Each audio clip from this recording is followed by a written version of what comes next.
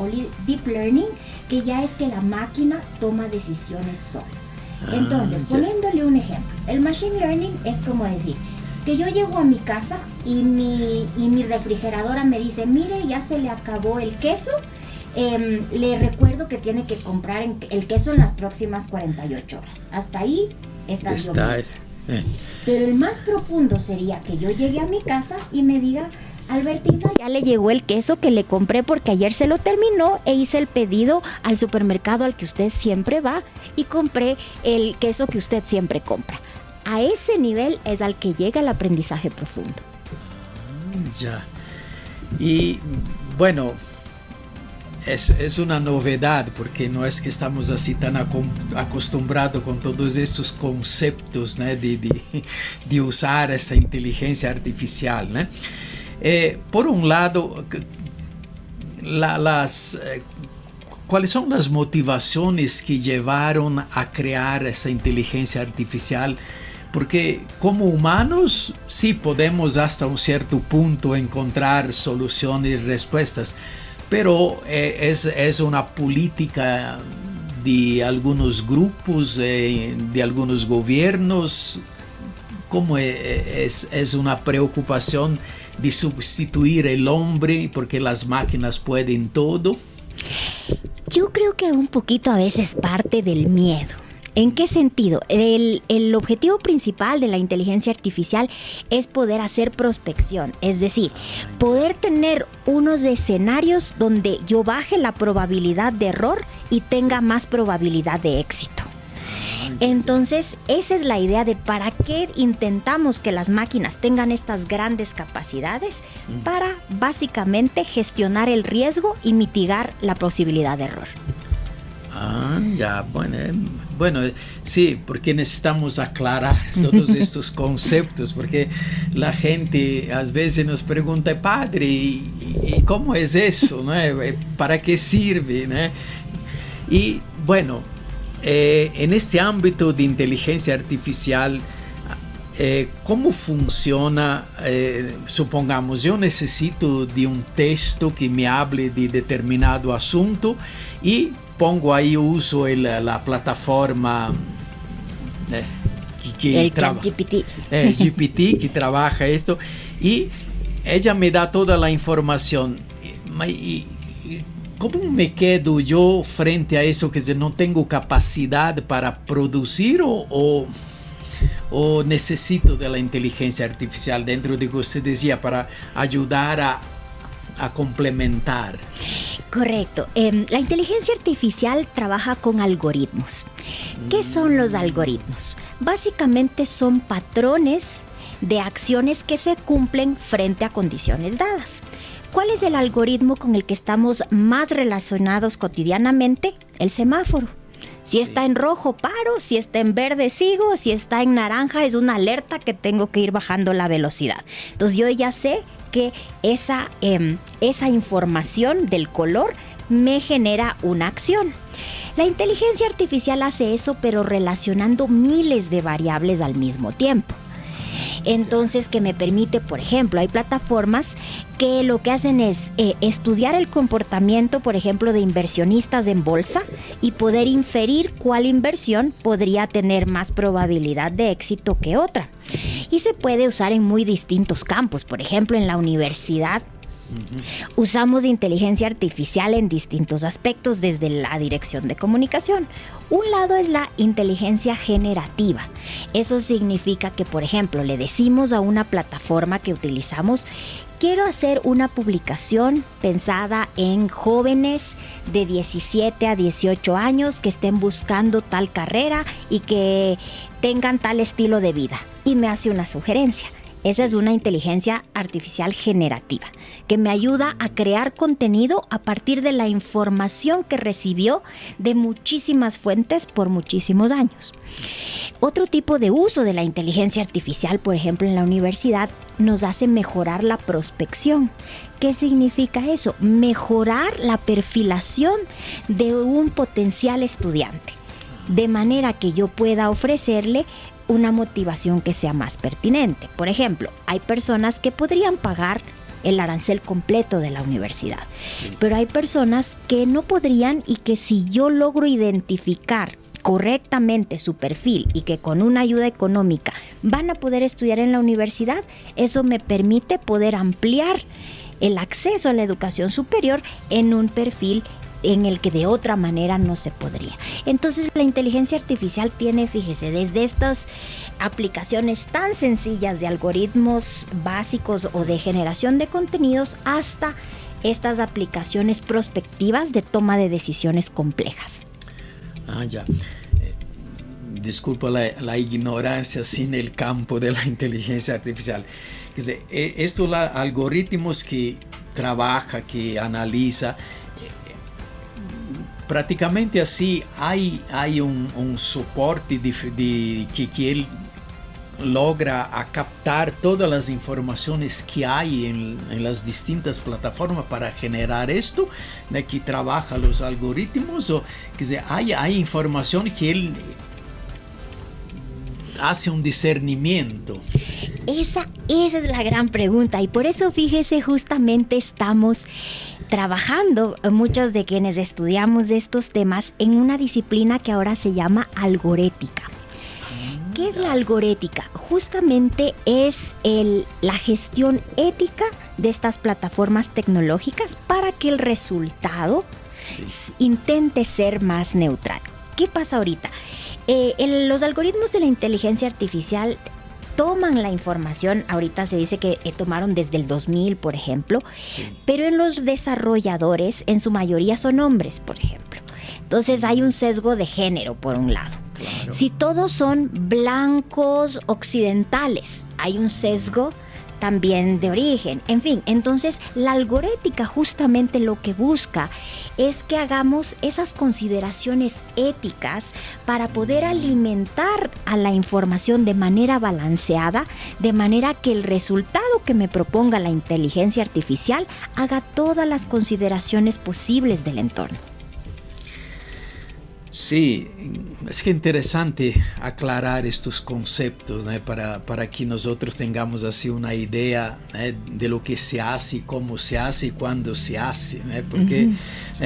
Porque el Papa, en el mensaje que ha mandado, él dice, ¿no? Al mismo tiempo, los progresos técnicos científicos, haciendo posible el ejercicio de un control sobre la realidad nunca visto hasta ahora, están poniendo en las manos del hombre una vasta gama de posibilidades, algunas de las cuales representan un riesgo para la supervivencia humana y un peligro para la casa común. ¿Puede suceder esto? Por supuesto, la inteligencia artificial, igual que cualquier otra plataforma, puede representar un riesgo en tanto en cuanto su uso no responda a consideraciones éticas. Por ejemplo, la inteligencia artificial ha abierto muchos riesgos de privacidad. Se han encontrado, por ejemplo, casos de pedófilos que se escudan en personajes creados con inteligencia artificial que interactúan con jóvenes, los confunden y eso deriva en un escenario de abuso, por ejemplo. Roban sus datos, luego los extorsionan a partir de tener información íntima de ellos, o finalmente pueden consumar un acto de abuso. Entonces, efectivamente, como cualquier tecnología, así como nos da muchos beneficios, abre un espectro de posibilidades al riesgo. Por eso justamente estoy ahora también aprendiendo y trabajando en una disciplina que es muy reciente, que se llama humanismo digital. El humanismo digital justamente lo que busca es la consideración del ser humano detrás de la tecnología. Es decir, evitar lo que llamamos la dictadura tecnológica. Pensar que porque es el resultado de la tecnología es por defecto bueno y verdadero, cuando no necesariamente es así, sino que hay que tener una visión crítica respecto del resultado, pero activamente también aportar a que la información que alimenta ese algoritmo sea a su vez obtenida con consideraciones éticas. Es que dentro de este ámbito de la privacidad, porque hoy día nosotros estamos expuestos, ya con el celular sabe dónde estás, lo que publicas, lo que hablas, todo. Entonces, en ese sentido, usted decía, ¿no?, que la inteligencia puede usar de estos datos y crear así, no sé, situaciones, disponer públicamente cosas personales, ¿no? Correcto. Y, por ejemplo, aquí hay un riesgo muy importante que los jóvenes, por ejemplo, y algunos sectores deben estar muy alertas, que es el de los deepfakes. ¿Qué es eso? Estos son videos generados por inteligencia artificial que lo que hacen es, a partir de videos reales de una persona o fotos de una persona, identifican los puntos de gestualidad y le impostan un audio distinto al original. Entonces parece que esa persona dijo eso e incluso casi coincide perfectamente su gestualidad con sus labios y parece que dice eso. Y entonces se pueden hacer videos donde estas personas parezca que dicen disparates o cosas que puedan llegar a ser de seguridad nacional. Le comento una anécdota. En unas clases que di en Centroamérica a unos jóvenes líderes políticos, casi siempre hago la pregunta si ustedes reciben amenazas por redes sociales. Y subió la mano pues, casi todo el salón. Y les digo, ¿y alguno de ustedes ha sido víctima de deepfakes? Todos. La mayoría exiliados de Nicaragua, de otros lugares de Centroamérica, que a quienes les hicieron deepfakes de parte o del poder o de la oposición, les acusaron falsamente de haber hecho cosas contra la seguridad nacional y tuvieron que salir de sus países. Uy, por Dios, la cosa es seria. La cosa es seria. Y dentro de la cuestión de una noticia, ¿no?, con tantas fake news que hoy día funcionan normalmente por ahí, ¿o qué es creíble o no si la inteligencia artificial, nosotros necesitamos generar una noticia? ¿Es verdadera? ¿Es falsa? ¿Cómo creer en esto? Sí, este es un tema importantísimo, que es el que llamamos de la desinformación.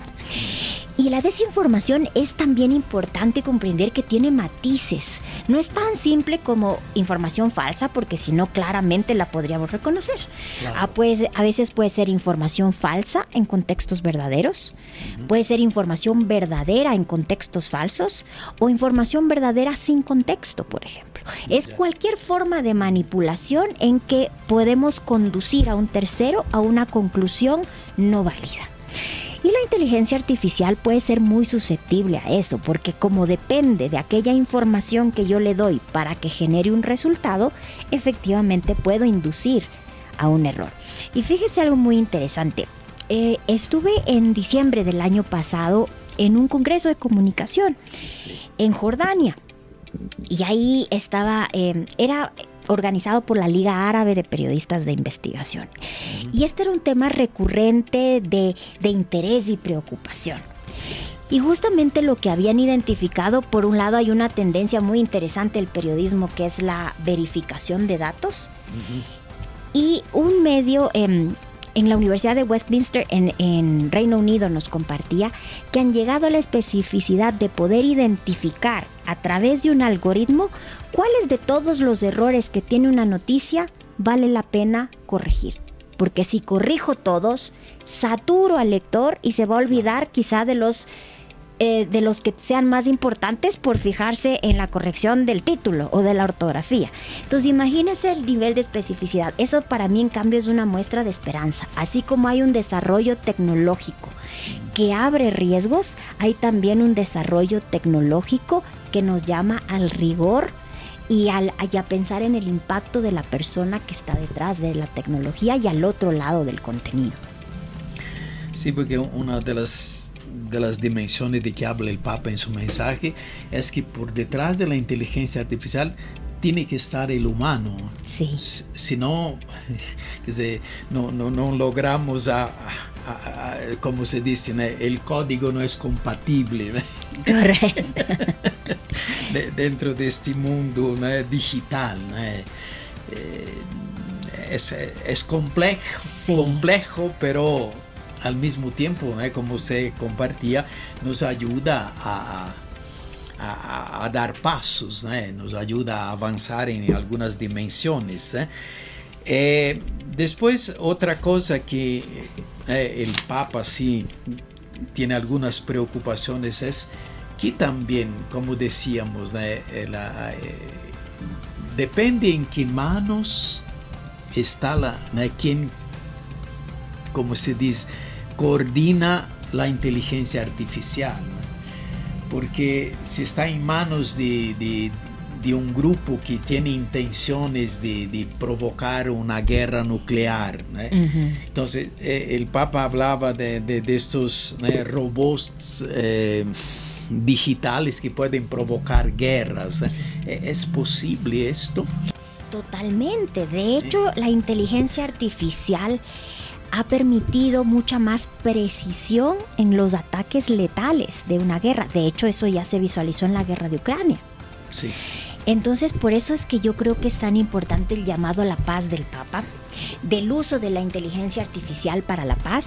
Y ahí mi llamado es más bien a quienes somos usuarios, porque no podemos ser usuarios pasivos. Es decir, claro, nosotros podemos conformarnos con decir, bueno, yo uso la inteligencia artificial bien y con eso hice mi papel. Pero yo creo que ahí no termina, sino no solamente yo la uso bien, sino yo alimento con información suficientemente validada, rigurosa, balanceada, para que las plataformas den un resultado interesante y correcto. Y por eso es importante sí tener solvencia en el uso de las plataformas, porque si no, ese trabajo lo va a hacer alguien más y no necesariamente quien haga esas consideraciones éticas. En ese sentido, me parece que la comunidad europea ya intentó establecer algunas normas, orientaciones para la cuestión ética de cómo usar la inteligencia artificial, y algunas cosas también salió en Estados Unidos, pero en el resto así no hay así todavía un código de ética de cómo trabajar estas cuestiones.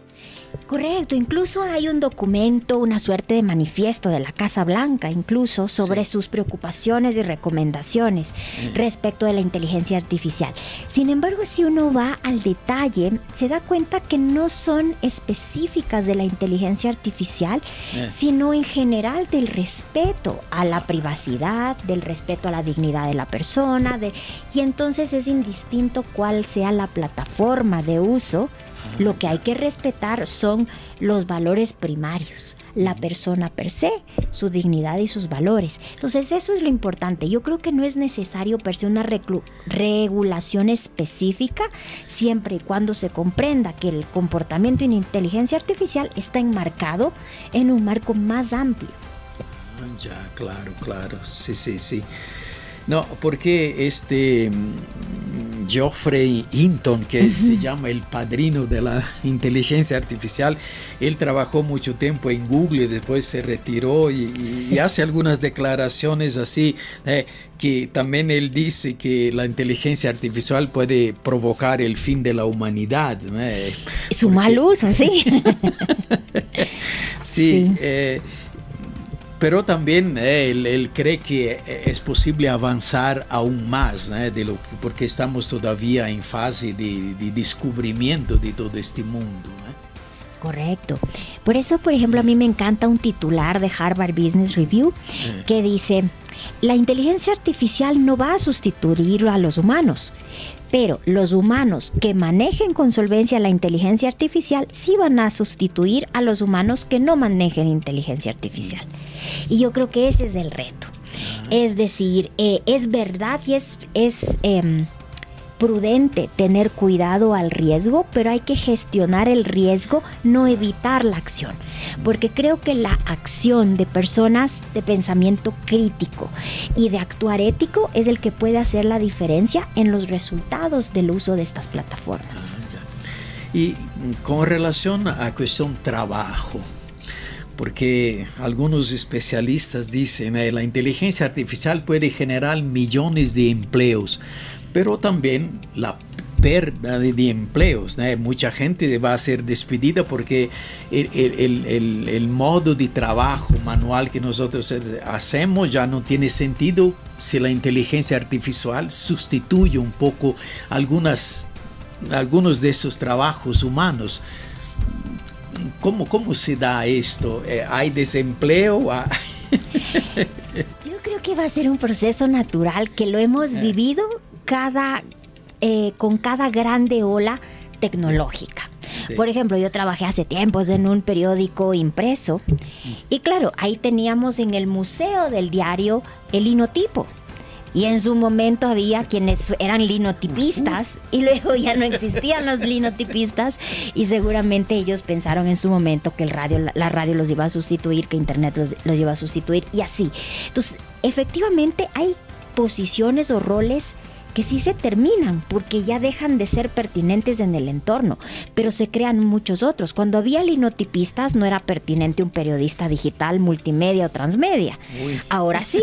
Entonces, de igual forma, por ejemplo, habrá muchos cargos que eventualmente desaparecerán porque no son pertinentes, pero se crearán muchos otros que yo creo que tendrán mucha relación con el manejo de datos. Es decir, la gran competencia del mercado laboral va a ser la capacidad de gestión de datos y la toma de decisiones con base en datos.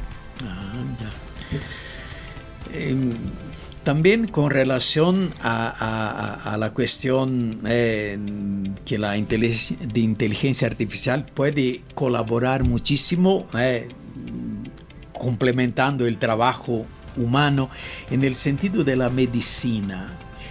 Hay una amplitud de descubierta muy grande, ¿no? Por supuesto, ese es un campo, por ejemplo, de alto impacto positivo en que la inteligencia artificial puede revolucionar, buscando alternativas de tratamiento a ciertas enfermedades que de otra manera no serían posibles, a poder proyectar la posibilidad de riesgo de enfermedades en ciertas poblaciones, a poder identificar los niveles de riesgo de ciertos segmentos de la población. Entonces, más bien ahí es un campo en el que podría ser de alto impacto social. También el campo de la agricultura, es que en varias dimensiones, de la educación, por ejemplo. Por supuesto. En la educación, en todo. Hay un libro justo que estoy leyendo y les recomiendo que se llama Mundo Conectado. Y de lo que habla es del impacto de la inteligencia artificial en todos los ámbitos de la vida. Desde el marketing, publicidad, ventas, guerra, el ámbito militar, incluso la religión y la espiritualidad, porque ahora también hay nuevos planteamientos filosóficos que derivan de pensar que eventualmente la inteligencia artificial pueda tomar decisiones sola. Entonces, ¿tiene o no tiene conciencia? En fin, podemos hacer disquisiciones filosóficas a partir de eso. Sí, porque otro día estaba leyendo algo y alguien decía, si yo me comunico con Dios a través de la inteligencia artificial, es Dios, ¿con quién me comunico? Porque hay siempre dudas. Exactamente. Bueno, si Dios nos ha dado la capacidad de descubrir, y creo que es gracia suya, que nos ha creado humanos con esa posibilidad. Entonces creo que también descubriendo este medio podemos tener más posibilidad de conexión, de hacer un proceso, correcto, de ayuda para comunicarme con Dios. No es que la inteligencia artificial va a sustituir mi fe, mi manera de vivir como católico, como cualquier otra persona, pero sí creo que puede nos ayudar a mejorar la calidad de nuestra relación con Dios. Por supuesto, y ahí más bien hay ejemplos bonitos de formas de evangelizar a partir de canales digitales. De hecho, el Dicasterio de la Comunicación de la Santa Sede tiene un área de evangelización digital muy importante. Y cuando me preguntan a veces a mí en algunas clases, ¿y crees? Me dicen que vale la pena. ¿Cuál crees que son las principales motivaciones, digamos, de embarcarnos en esta ola de la evangelización digital? Y yo digo, hay dos. Una positiva y una por contraste de lo negativo. Empecemos por la negativa. La negativa, yo les digo, es muchas otras personas, por ejemplo, en nuestro caso, que no son de la fe católica, lo hacen muy bien. Entonces, es un espacio que si no lo hacemos igual de bien, lo vamos a perder. Sí. Primero, eso digamos es un tema como un poco básico de competencia, visibilidad y espacios. Y otro, les digo, es que tenemos el principal liderazgo que ha sido, por ejemplo, el Papa Francisco. El Papa Francisco es líder en redes sociales. El Papa Francisco está en el número 1, 2 o 3 a las cuentas de mayor influencia en Instagram, en Twitter, y a veces usa alguna otra. Y tuve la oportunidad de visitar justamente Santa Sede en el marco de una invitación de Signis que conversábamos con el prefecto y nos mostraban que hay una planificación de redes sociales para las redes del Papa y él la revisa y donde él pone la F son los posts que se publican. Y por ejemplo, él dice, no hagan refritos de mis homilías, me hacen un video para Instagram. Eso da cuenta del peso que él ve que tiene esta comunicación en nuevos medios. Entonces yo digo, ¿qué inspiración necesitamos si ya tenemos a nuestro líder siendo voz y ejemplo de esa posibilidad? Sí, porque he visto que él usa también estos shorts, sí. Que ahí son 1 minuto, pero bien trabajado con imágenes, eso crea impacto, porque hoy día en el mundo de la comunicación el texto sí es importante, pero la imagen habla mucho hoy, entonces hace una visibilidad de su magisterio. Correcto. Y fíjense que hay algunos estudios del manejo de Twitter del Papa Francisco que muestran que su principal audiencia son no católicos. Sí. ¿Y por qué? Porque sintonizan con su mensaje de valores que les parece que excede una iglesia y ven en él una referencia.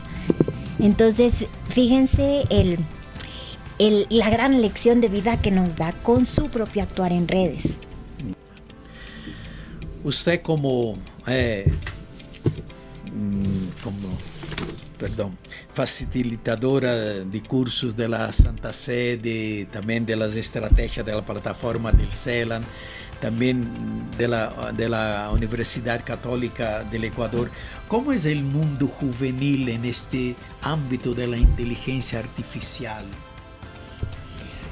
Bueno, eso es algo que nosotros nos toca gestionar y aprender todo el tiempo. Sí. ¿Qué nos han dicho los chicos jóvenes, ¿no? Los que están como entre 15, 18 años, que son en nuestro caso la universidad, un público importante.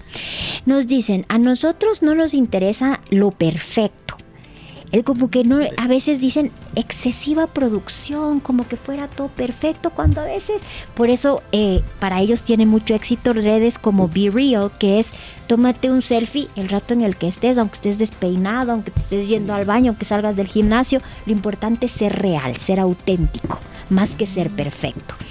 Primera cosa que nos dicen. Lo segundo que nos dicen es, importan momentos, más que una historia gigantesca, que me cuentes todo el tema en mí, cuéntame momentos del día y voy a entender la historia.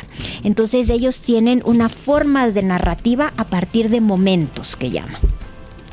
Y lo tercero es que es curioso que esta es una generación que sí tiene una motivación fuerte de hacer un cambio.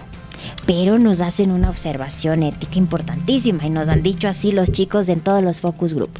A ver, las generaciones anteriores arruinaron el mundo. Así que nosotros lo vamos a cambiar, pero ustedes no me van a venir a decir cómo hacerlo. Entonces, pero bueno, digamos, rescato de ahí que hay una sensibilidad a que hay una contribución que hay que hacer. Y en el ámbito Iglesia Católica, de estas organizaciones, del CELAM, del Dicasterio para la Comunicación, del trabajo que como universidad, hay así recepción de esta dimensión de la inteligencia artificial, o hay así todavía un poco de resistencias? Híjole, ahí sí, siendo sincero, sí hay todavía un poquito de resistencia. En varios espacios que hemos tenido la oportunidad de compartir el caso del CELAM, donde se hizo un proceso de renovación, además de la renovación institucional que fue profunda, también hubo una renovación de imagen, de marca, desde el logotipo hasta todas sus redes sociales y página web. Y siempre me preguntan cuando presento el caso, ¿y cómo convenciste a tantos sacerdotes? Y sí, efectivamente es difícil. Porque puede haber por un lado quizás el pensamiento de que, ¿para qué? O de que se abre una ventana a un mundo desconocido y riesgoso que quizá no estemos en capacidad de gestionar. Entonces, yo por ejemplo celebro mucho este cambio fuerte que ha dado el CELAM, porque ha sido un salto cualitativo que le ha acercado a muchos públicos que no lo veían como una fuente relevante de información y ahora sí. Que en un momento quizá ese punto de atracción y convergencia fue que la información estaba más digerida, mejor hecha, pensada en formatos digitales, más ágiles, más modernos. Y a partir de eso se fueron conectando con la información y con el mensaje. Entonces, yo veo que eso es muy importante y veo mucho también que cuando hay personas que tienen cambio de estabilidad, porque hay personas de la iglesia que son influencers bien interesantes en TikTok, en Instagram, en Facebook, en Twitter, y ellos van haciendo una diferencia. Y van como, es literal una evangelización. Claro. En entornos digitales. Entonces yo creo que es un proceso, digo yo, como de doble evangelización. A la iglesia en las plataformas digitales y la iglesia a la comunidad. En todo el... Porque, no sé, así veo un poco también la tentación a veces, ¿no? Porque supongamos, el Papa Francisco insiste que las homilías deben ser bien preparadas y que también la inteligencia artificial puede colaborar para que uno pase un mensaje creíble, ¿no? que motive, que sea de esperanza. Pero también imagino un curita que no se prepara mucho, lleva el celular en la misa, baja ahí, ¿no? La homilía del evangelio de tal día y la inteligencia artificial me da la homilía lista, ¿no? Y ahí la gente dice, bueno, el padre leyó del celular. Claro, bueno, ahí también hay que estar claros que estamos expuestos al escrutinio público, ¿no? Claro. Y nos pasó, me acuerdo que fuimos, tenemos un proyecto con la Universidad Centroamericana de Alfabetización Mediática Informacional, que es justamente el ir creando capacidades de competencias digitales. Y entonces me acuerdo que en un colegio muy pobre donde partimos del prejuicio de pensar que no iban a tener acceso a internet y que probablemente no tenían dispositivos, al llegar los chicos estaban en el celular y entonces pensamos no nos están atendiendo. Y cuando terminó la charla me dice, estoy comprobando que lo que usted dice, si el ChatGPT dice que es cierto. Entonces eso les va a pasar a los sacerdotes. En un momento los feligreses van a confirmar en ChatGPT si la homilía, digamos, cumple unos parámetros. Claro, ¿no? Oh, qué interesante, ¿no? Es que son todas... el mundo va a cambiar mucho en ese sentido, ¿no? Exacto. Tenemos ya toda una otra, porque también leyendo algunas cosas de estos analistas, un profesor decía, bueno, mis alumnos ya la escritura no entienden nada. No, sí. Porque lo que vale son la imagen, el TikTok o cosas así inmediatas. Exacto, los momentos que decíamos. Los momentos. Entonces es una nueva cultura digital que está generando también otros tipos de personas, ¿no? de su comportamiento, de su manera de relacionarse, ¿no? Es correcto. Y por eso a veces yo sí hago un manifiesto a favor de los jóvenes. Sí. Porque a veces les criticamos mucho, no leen, es que no les importa, es que son indiferentes. Y si realmente hacemos una comparación entre lo que nosotros a su edad sabíamos, era infinitamente menos. Entonces, yo digo, sí, es verdad que no leen de izquierda a derecha, de arriba a abajo sobre papel, pero consumen muchísima más información de la que nosotros podíamos consumir a su edad. Entonces, quizás el tema no es obligarlos per se a la lectura tradicional, sino acercarles a formas de consumo de información más crítica. Quizá ya el tema no es el acceso, porque el acceso a la información tiene. Quizá lo que tenemos que concentrarnos en formar es el criterio de cómo poder comprender en este mare magnum de información cuál información es de calidad y cuál información no. Ya. Sí, sí, claro, ¿eh? Porque si damos un poco el direccionamiento de los contenidos para que ellos, accediendo a las informaciones, también hagan un discernimiento, ¿eh? En ese sentido de que es un proceso, ¿no? Exactamente. Que ayuda a crecer, a abrir la mente, el horizonte, ¿no? Que no es solo como teníamos nosotros los libros, ¿no? Exacto, claro, y que ya no se puede creer la primera fuente, claro, que uno entra. Sí. Dentro de esta dimensión, de este mundo digitalizado con la inteligencia artificial, ya habíamos compartido antes que el Papa Francisco pide un poco, ¿no?, cómo usar todos estos medios para construir la paz hoy.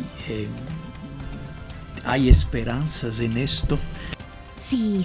Yo en ese sentido, como siempre hay dos visiones frente a la tecnología, ¿no? Claro. Una utópica y una distópica. Yo siempre sí tengo una visión positiva de pensar que la tecnología siempre es susceptible a un buen uso. Claro. Y siempre mi llamado es a ser activos en el uso, porque el espacio que nosotros dejemos pasivamente sin acción es un espacio que puede tomarse la desinformación. Entonces nunca es suficiente con no usar y peor con satisfacernos con decir, bueno, yo la uso bien. Yo no solamente tengo que usar bien, sino crear contenido que aporte a que esa comunidad que requiere orientación y pensamiento crítico tenga una opción adicional para formar su criterio. Ya. Y bueno, el mundo hoy, vivimos un contexto social, político, económico de un gran porcentaje de personas que está al margen de toda esta comunicación, porque no hay una inclusión para todos. Y prácticamente las comunidades de grupos étnicos, indígenas, afros o la mayoría de la población pobre, no tiene tanto acceso a todas estas informaciones, a todos estos medios. ¿Cómo podemos, a través de estos medios digitales, de la inteligencia, también ser un signo de esperanza para esta gente? Bueno, afortunadamente cada vez la brecha digital en cuanto a acceso es menor, porque ya hay mayor cobertura de la infraestructura de conectividad y los dispositivos están mucho más repartidos. Yo creo que ahora el gran reto más bien va más allá del solo acceso a la información. Por ejemplo, y es el tema de que haya información diversa en todos los idiomas, en el marco de todas las posibilidades de género, de etnia, de cultura. Por ejemplo, ahora que les comentaba de este Congreso de Comunicación en Jordania, estaban periodistas de 22 países árabes. ¿Y cuál era su dolor? Su dolor no era el no tener acceso a las plataformas, sino que no hay suficiente contenido en árabe que permita que el resultado de esas plataformas de generación de contenido a partir de inteligencia artificial generen resultados útiles, porque es tan poquito lo que el algoritmo maneja de contenido en árabe que el resultado es pobre. Entonces ahí el problema per se ya no es el acceso, es la alimentación del algoritmo a partir de más información, en este caso en su idioma y de su contexto. Sí, veo que también hay muchas escuelas que están en la selva, tienen su conexión ya vía satélite, ya hay Y como se dice, es la cuestión del contenido, ¿no? Disponible para que las personas puedan usarlo, ¿no? Bajarlo, conocer, ¿no? Claro, le cuento un sesgo de género que notamos de la inteligencia artificial hace poquito. En noviembre cumplimos 77 años en la Universidad Católica. Y hicimos unos videitos de estos que están de moda, no sé si han visto en TikTok, que se hacen a partir de personas fallecidas y se les anima, entonces es como que esta persona habla y cuenta y hay que ponerle la voz. Y no había voces femeninas. Uy. Pudimos hacer todos los videos de hombres y en las voces femeninas tuvimos que grabar una voz humana de mujer. Entonces, ya solo en ese detalle vemos un sesgo de género. ¿Qué es signo de qué? Es signo de que el algoritmo está mucho más alimentado por información masculina que femenina. Claro, y más en el llamado mundo desarrollado, ¿no? Probablemente Europa, Estados Unidos, ¿no? Que prácticamente son los que tienen un poco la posibilidad de organizar todas esas plataformas, ¿no? Estos Google y otras por ahí, ¿no? Uh-huh. El mundo del sur todavía no está tan desarrollado en ese sentido, ¿no? Y esa es la lucha, la verdadera. Sí, entonces creo que es posibilidades, pero también muchos desafíos, ¿no? Muchos desafíos. Claro, porque el tema de la inclusión. Correcto, y ahí hay esfuerzos que no necesariamente son gigantescos, porque uno puede decir, bueno, pero quizá no soy el secretario general de las Naciones Unidas, entonces no voy a hacer ninguna diferencia, pero a veces sí son iniciativas de la comunidad.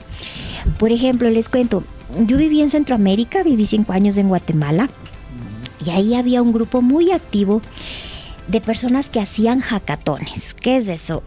Una reunión donde había un montón de personas generando contenido para Wikipedia en lenguas mayas.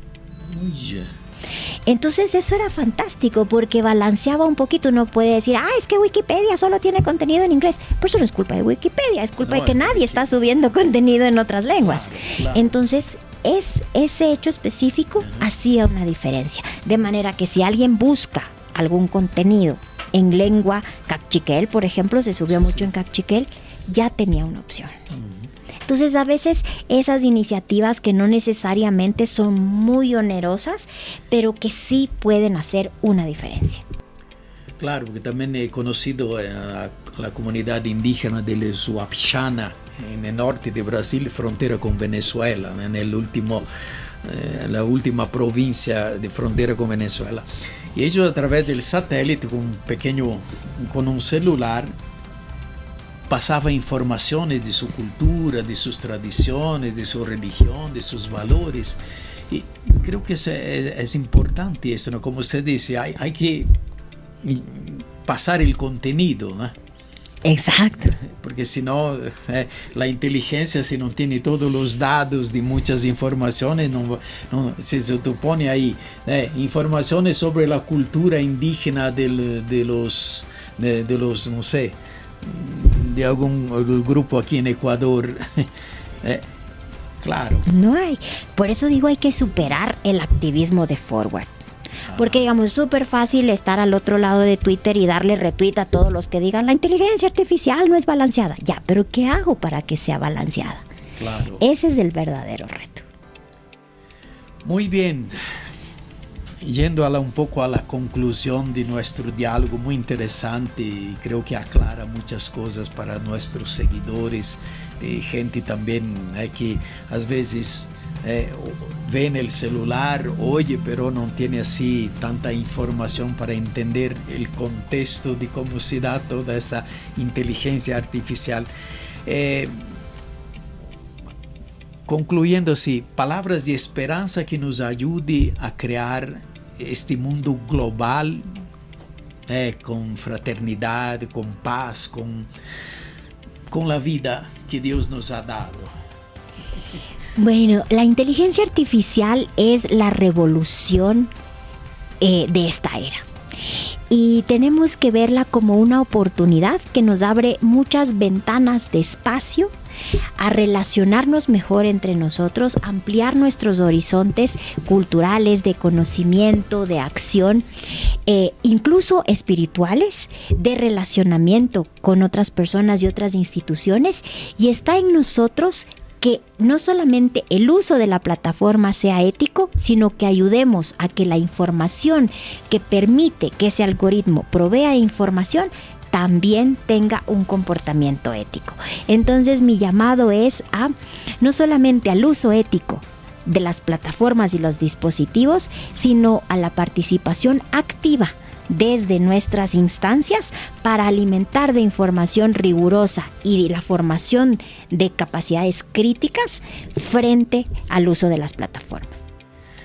Albertina, muchísimas gracias por haber estado con nosotros en esta tarde compartiendo toda esta experiencia de estudios, de profundización de la cuestión de la inteligencia artificial, que creo que ayuda a todos nuestros seguidores también a crear esta conciencia de que sí, la comunicación crea comunión, crea fraternidad y nos complementamos como personas a través de este medio que nos ayuda a perfeccionar toda nuestra comunicación para que la vida sea vivida plenamente como Jesús nos ha pedido, que tengamos vida en plenitud. Muchísimas gracias y continuamos nuestros diálogos también en otros momentos porque creo que es un tema nuevo y que se necesita trabajar, estudiar, profundizar todavía más. Claro que sí, y siempre a la orden. Muchísimas gracias a todos nuestros seguidores y deseamos que este año sea también de profundización y conocimiento de este mundo digital de la inteligencia artificial para crear esta comunión, esta fraternidad y la paz universal para todos.